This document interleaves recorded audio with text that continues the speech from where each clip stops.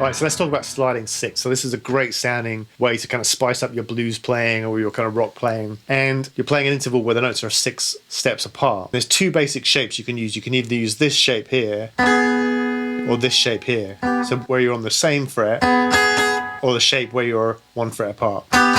So for example, if I'm in the key of G, I can kind of harmonize the scale using these 2 shapes. So I might go like, for example,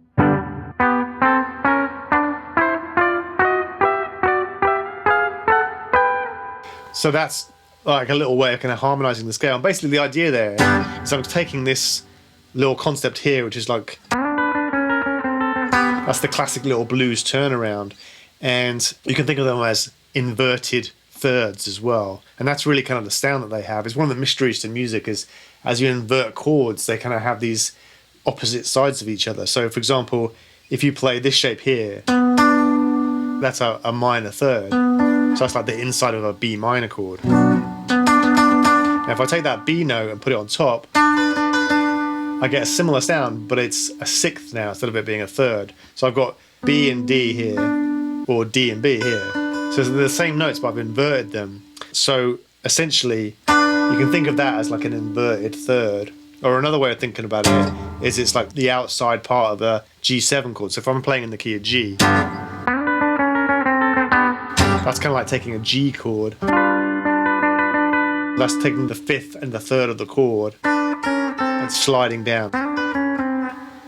So you can take those shapes and move them all around the neck of the guitar. They're kind of those magic shapes, thirds and 6ths. You can just slide them around almost infinitely.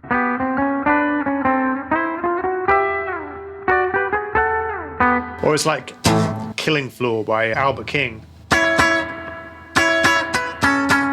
That kind of idea there. And then,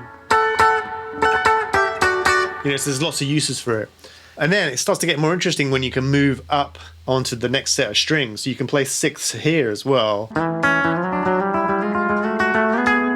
And so you can get the same kind of sound there. So when you're doing there, you're going to have the minor 6th will be right here,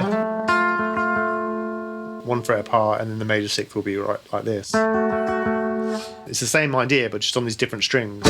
So in E, and then you can go starting on the A string. It moves over 1 fret.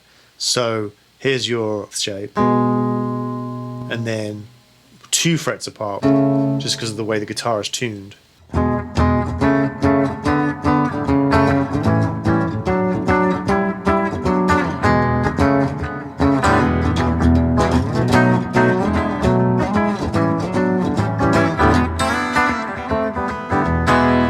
And then you can start to kind of combine those shapes. So